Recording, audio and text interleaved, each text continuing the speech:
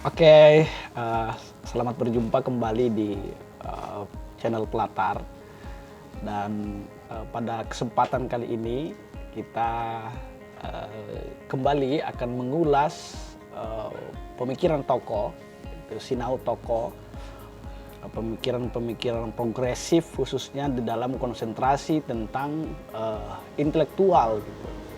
Dan pada kesempatan ini kita akan membahas tentang pemikiran Antonio Gramsci dan hubungannya dengan intelektualisme atau kemudian gerakan intelektual kita hari ini gitu.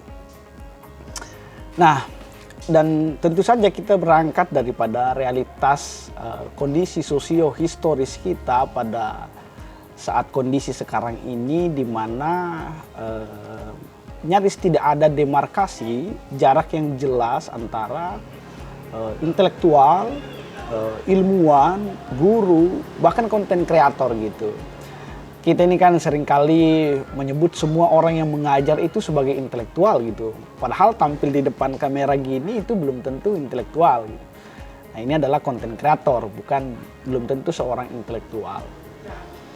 Nah, kita berada di dalam realitas sosial di mana intelektual gitu tidak timbul di dalam kehidupan publik.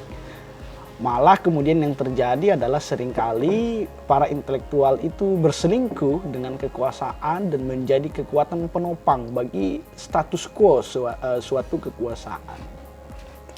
Nah, maka pada kesempatan ini kita membahas pemikiran Antonio Gramsci untuk kemudian mencari jalan pemikiran dan demi meneropong kemudian arah intelektualisme kita ke depan. Nah, Antonio Gramsci ini adalah intelektual dari Italia gitu, filsuf yang kemudian lahir pada tanggal 22 Januari 1891 dan meninggal pada 27 April 1937.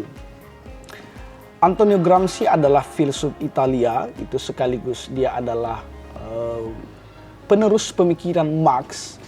Dia kemudian berupaya untuk merevisi dan sekaligus mencoba untuk memodernisasi pemikiran-pemikiran Karl Marx supaya kemudian bisa untuk terus hidup dan memberikan ruh bagi perjuangan revolusi gitu.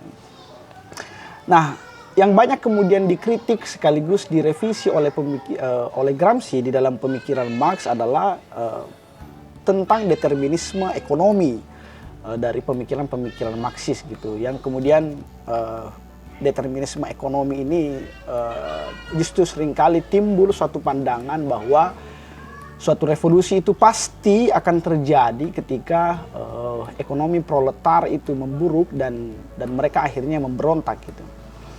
Nah, Antonio Gramsci ini adalah anak keempat itu dari 7 bersaudara gitu, yang kurang lebih secara fisik itu dia memiliki kelainan punggung gitu, punggungnya itu bungkuk gitu. Nah, kehidupan sosialnya dia tumbuh di atas psikologi yang memburuk gitu, kemudian sifatnya yang introvert dan paranoid. Nah, di dalam kehidupan keluarganya dia pernah mengalami kejadian tragis di mana ayahnya gitu dihukum atas tuduhan penyalahgunaan administrasi gitu, karena dituduh melakukan kecurangan administrasi. Nah, kondisi ekonomi yang demikian itu membuat kemudian Antonio Gramsci ini terpaksa untuk bekerja mati-matian untuk menopang kehidupan keluarga gitu, dan bahkan dia meninggalkan sekolahnya untuk membantu kehidupan keuangan keluarganya pada waktu itu. Nah, ditambah kemudian dengan situasi Cagliari itu daerah di mana dia tempat tinggal waktu itu yang semakin memburuk gitu. Nah, dari sanalah kemudian dia menyadari jalannya sejarah yang ada di dalam di hadapan matanya gitu, dan kemudian kurang lebih membentuk pola berpikir Antonio Gramsci. Nah, di dalam konteks kesehariannya gitu, di perkembangan kehidupannya, Gramsci ini pernah kemudian menjadi sekjen pertama Partai Komunis di Italia gitu, dan kemudian banyak berhadap-hadapan dengan rezim Benito Mussolini di Italia. Nah, dalam perjalanan hidupnya dia berkali-kali masuk di dalam penjara itu, dan bahkan dia akhirnya meninggal di dalam penjara ketika mendapatkan hukuman gitu. Di penjara dia meninggal karena efek pendarahan. Nah, dia divonis penjara dan kemudian meninggal di dalam gitu. Nah, kemudian ada beberapa hal yang kemudian menjadi latar belakang pemikiran daripada Antonio Gramsci gitu, yang membentuk konstruksi berpikirnya. Pertama adalah dia melihat bahwa kondisi waktu itu terjadi revolusi besar gitu di mana-mana gitu. Tetapi kemudian cita-cita Marx itu tidak terwujud gitu. Nah gitu. Ya, dia sebagai seorang Marxian gitu. Apa cita-cita itu? Cita-cita itu adalah menghapuskan kesenjangan kesenjangan ekonomi gitu, kelas-kelas sosial yang ada di dalam gitu. Nah, dia menduga bahwa kalau demikian yang terjadi berarti ada kesenjangan gitu antara teori yang dibangun di dalam kelompok-kelompok Marxis dengan realitas praksis yang kemudian diinginkan oleh kaum proletar di dalam perjuangan politiknya. Nah, dia juga melihat bahwa mengapa gitu, apa alasan mendasar kenapa kemudian kaum proletariat itu di dalam kondisi yang terpuruk gitu justru tidak menjadikan pemikiran Marxis itu sebagai jalan pemikiran gitu. Nah gitu. Nah, padahal kan kemudian tebakan para Marxian gitu melihat bahwa kalau kondisi ekonomi sudah terpuruk maka proletar ini akan semakin sadar dengan kondisinya, dan karena itu maka mereka akan melawan gitu, sifatnya deterministik. Nah, Gramsci melihat bahwa ternyata kaum proletariat ini tidak justru mengambil jalan pemikiran Marxian. Nah, di saat yang sama gitu kondisi berjalannya sosialisme di Barat justru melahirkan fasisme gitu. Kenapa kemudian sosialisme kadang justru cara perjuangan rakyat justru kadang-kala menimbulkan fasisme. Tentu saja ini kemudian tidak dikehendaki oleh Gramsci. Nah, keresahan-keresahannya dan keberpihakannya terhadap teori Marxian itu yang kemudian membuatnya tampil gitu untuk kemudian memberikan kritik sekaligus merekonstruksi ulang cara berpikir Marxian supaya kemudian sesuai dengan konteks zaman yang dihadapi oleh masyarakat dan publik waktu itu gitu. Nah, di dalam soal determinisme ekonomi kemudian mengkritik cara berpikir Marxian pertama dalam soal transisi kapitalisme menuju komunisme gitu, sosialisme yang kemudian bagi Gramsci tidak saja berangkat daripada faktor-faktor ekonomi gitu. Jadi sebagaimana tadi itu yang diutarakan bahwa kalau ekonomi sudah runtuh maka proletar akan berjuang gitu. Nah, Gramsci memandang bahwa perjuangan revolusi orang-orang komunis gitu atau orang-orang sosialis dan rakyat dalam hal ini tidak saja kemudian dibentuk dari faktor-faktor ekonomi belaka gitu, tetapi ada faktor-faktor lain. Nah, di samping itu dia juga berpandangan bahwa sekalipun orang-orang komunis itu dan orang-orang proletar itu berjuang habis-habisan, perlu diingat bahwa negara juga itu pasti mencari kreasi berpikir gitu, dan juga aktif untuk melakukan dalam tanda petik kompromi gitu, untuk kemudian menghindari revolusi dari proletar gitu. Jadi revolusi itu nggak semata-mata hadir hanya gara-gara orang ini pada lapar gitu. Bukan hanya itu, tapi kemudian di dalam keadaan lapar itu sekalipun negara selalu mencari jalan untuk kemudian tidak terjadi revolusi yang kemudian meruntuhkan kekuasaan yang kemudian sedang berlaku gitu. Nah, kemudian ditambah juga dengan pemikiran Gramsci bahwa keyakinan ideal masyarakat itulah yang kemudian akan menciptakan sebuah perubahan. Maka kemudian dalam hal ini para pejuang revolusioner itu bertugas untuk berada di wilayah dinamika ideal atau dinamika ideologi di tengah masyarakat gitu. Nah, tentu saja kemudian Gramsci ini menghendaki sebuah revolusi, tetapi kemudian dia memandang bahwa di hari-hari ke depan dan pada fakta sebelumnya kerap kali revolusi itu gagal untuk diselenggarakan gitu, gagal untuk ditancapkan. Nah, kenapa revolusi itu bisa gagal? Pertama karena dia memandang bahwa ada fenomena apa yang dia sebut sebagai kaisarisme gitu. Nah, fenomena kaisarisme itu adalah fenomena di mana ketika sebuah perang terjadi gitu, terjadi keseimbangan politik gitu. Nah itu, jadi ada perang nih antara dua pihak gitu, pihak A dan pihak B gitu.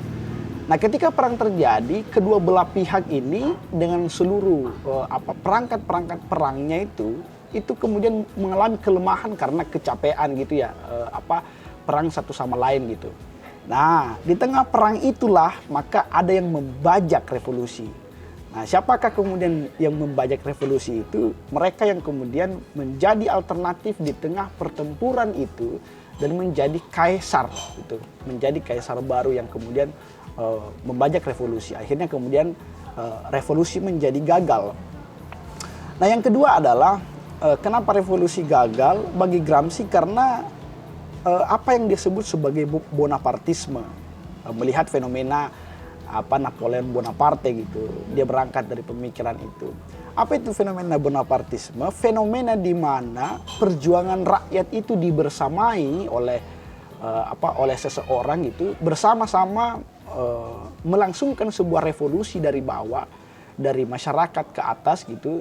Tetapi kemudian ketika kekuasaan rakyat ini sudah berada di atas gitu, orang-orang ini menjadi Bonapartis gitu. Artinya menjadi kekuasaan baru yang kemudian justru menindas gitu. Padahal kita mengharapkan supaya revolusi itu seturut serta dengan hilangnya sebuah penindasan, tetapi kemudian seringkali pada faktanya revolusi itu dibajak oleh orang-orang Bonapartis gitu.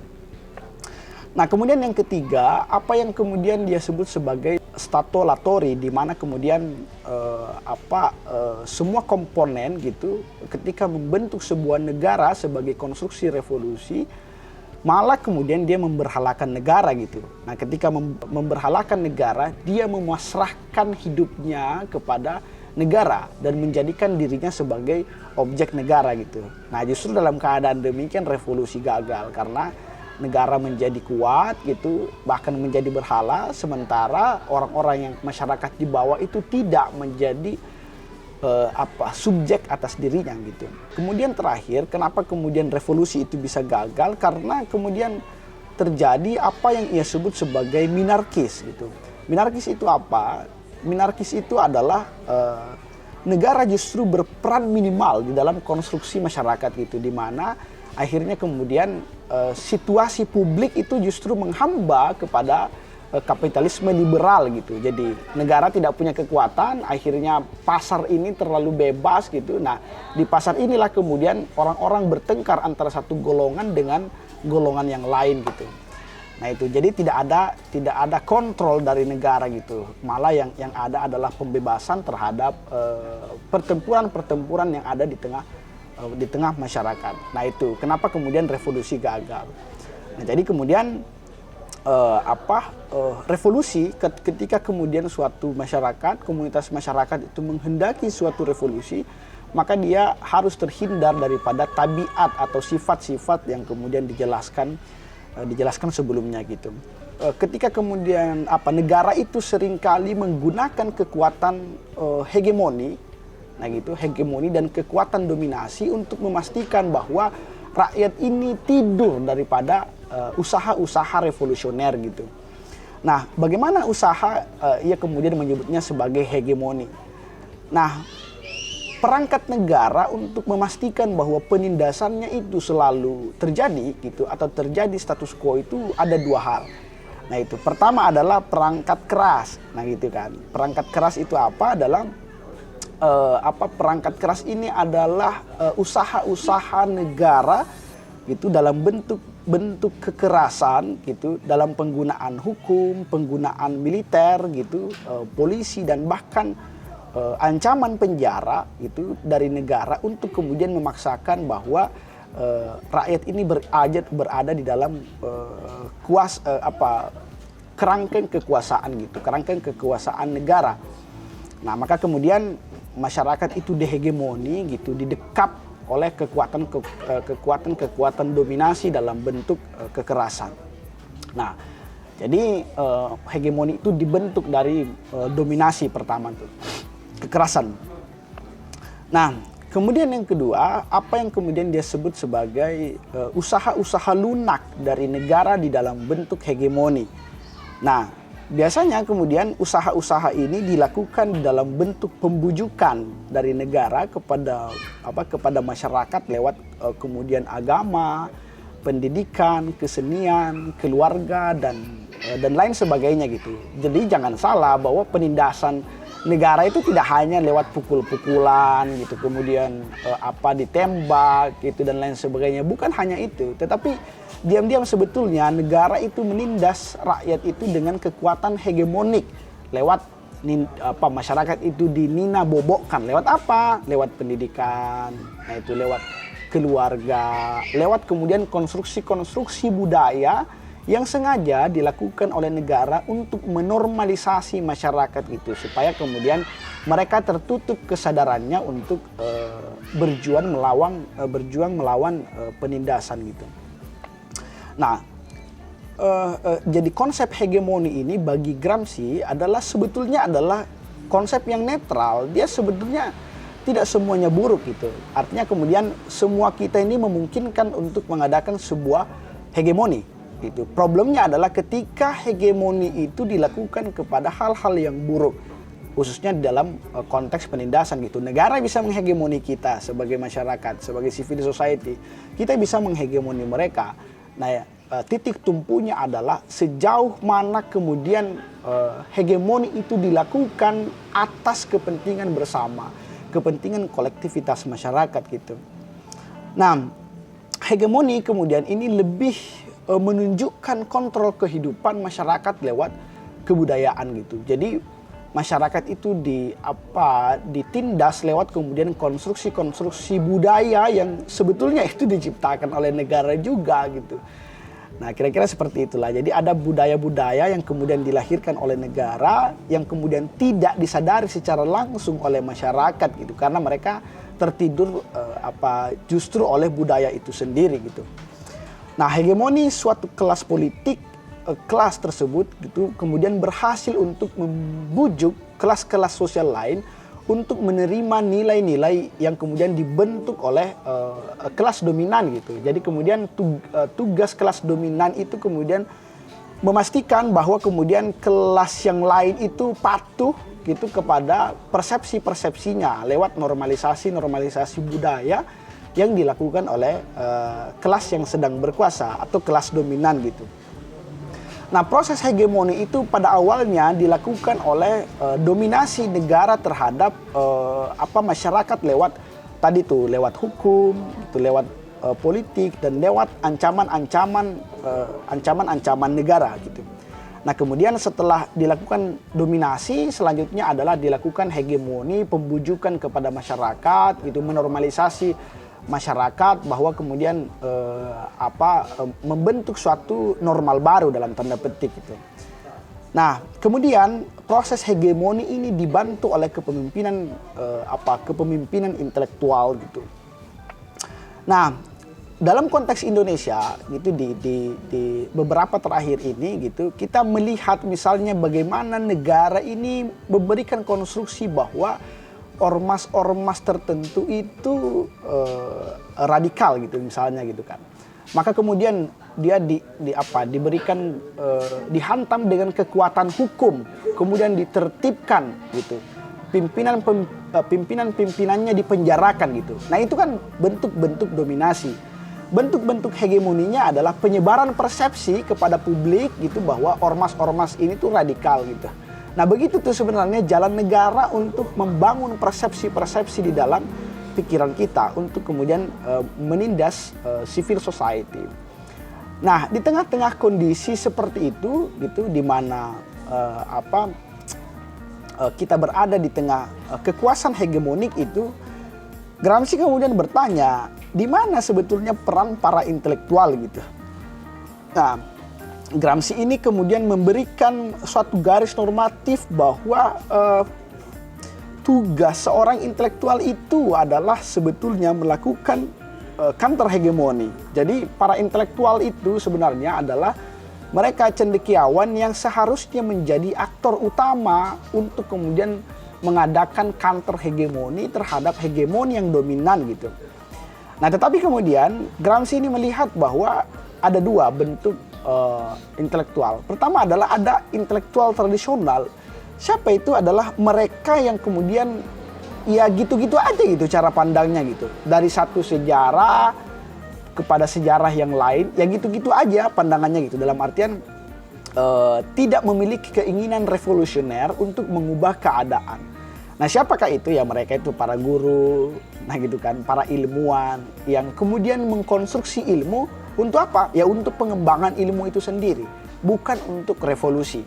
Nah itu kelihatan kan para dosen, nah itu mungkin yang melihat video ini para dosen, para guru, atau bahkan para mahasiswa gitu.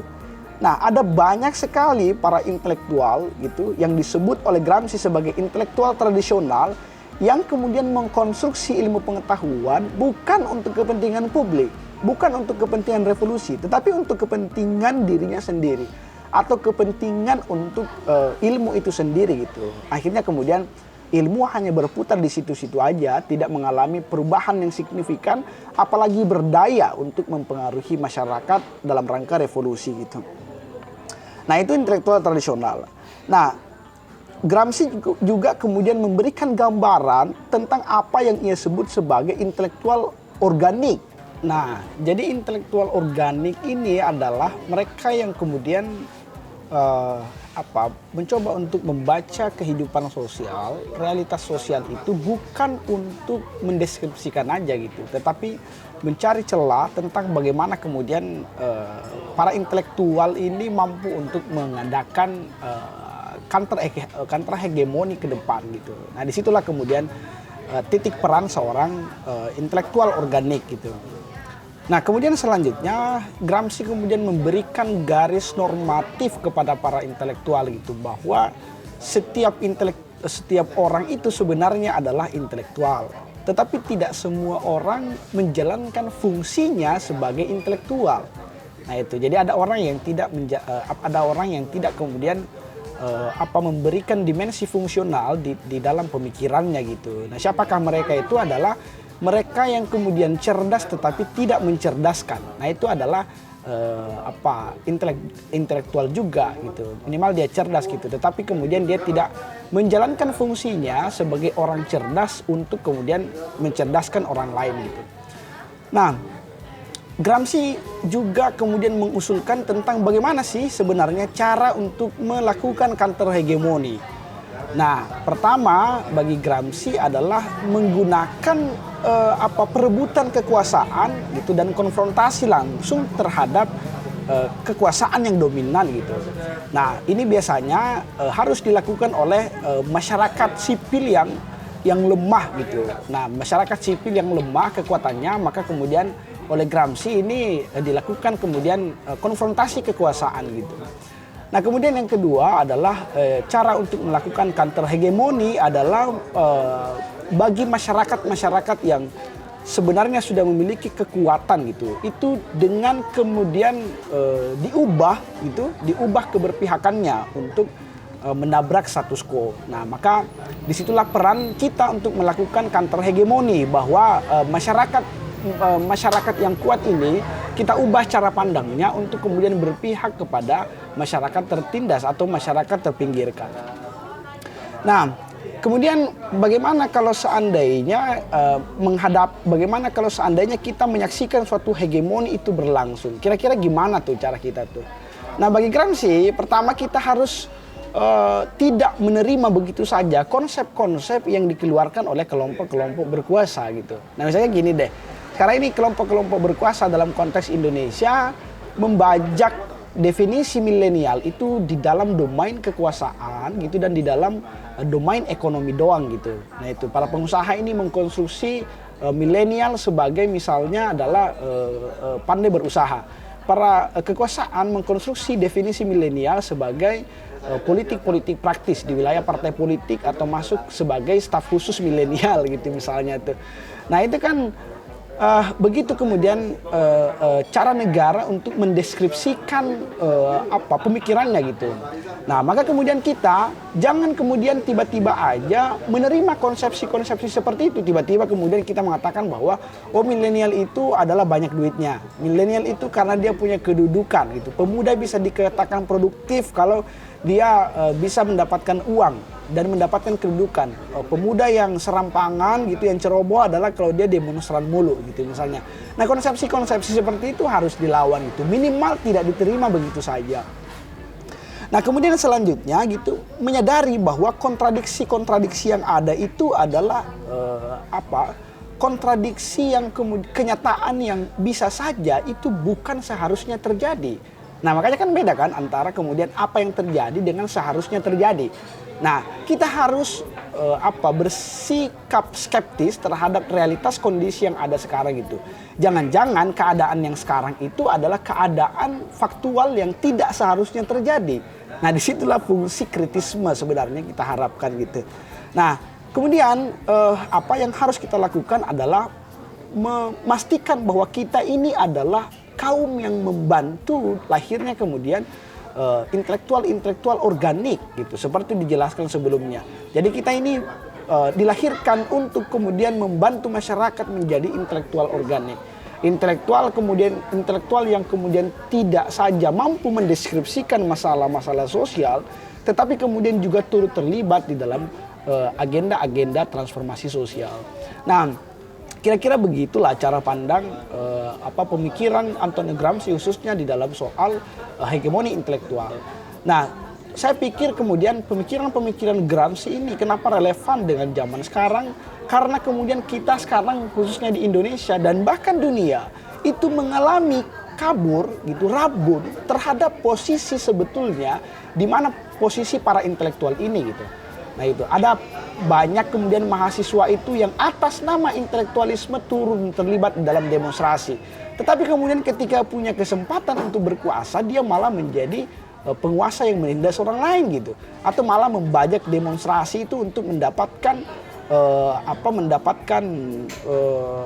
kepentingan pribadi. Nah itu adalah ciri daripada sebuah revolusi yang gagal.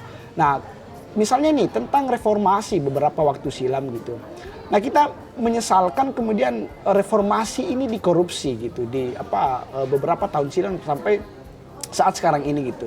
Tapi pernah nggak kita berpikir kenapa reformasi itu bisa dikorupsi?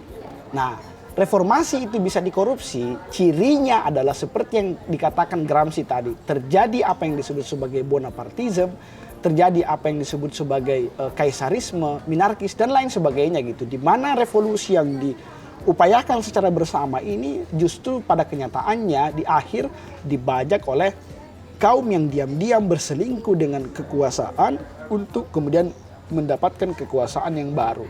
Para aktivis yang kemudian menjadi kekuatan reformasi waktu itu yang kemudian sekarang berada di lingkar kekuasaan yang kemudian menindas masyarakat itu adalah aktor yang turut kemudian membuat reformasi dan atau revolusi itu gagal hingga kemudian sampai sekarang ini gitu. Nah itu juga berlaku di dunia manapun. Nah maka kemudian etika intelektualisme yang diberikan oleh Gramsci kepada kita adalah kita harus selalu terlibat di dalam problem sosial masyarakat dan menjadi aktor gitu yang kemudian mendefinisikan masalah masyarakat gitu. Kan nggak semua masyarakat bisa mendefinisikan masalahnya, apalagi menyuarakan problematikanya. Nah tugas kita sebagai intelektual adalah memastikan bahwa kita memahami masalah mereka dan kemudian mengajak mereka untuk mentransformasikan keadaan gitu. Dan itulah yang ia sebut sebagai intelektual organik gitu. Nah, maka kemudian di akhir simpulannya adalah kalau kemudian kita mau merefleksikan pemikiran Gramsci di dalam diri kita, maka kemudian tugas kita adalah menjadi aktor kekuatan counter hegemoni di dalam kondisi negara yang kemudian semakin hegemonik mendekap masyarakat dan publik sampai sekarang ini gitu. Nah, kira-kira seperti itu pembahasan kita pada kesempatan kali ini gitu.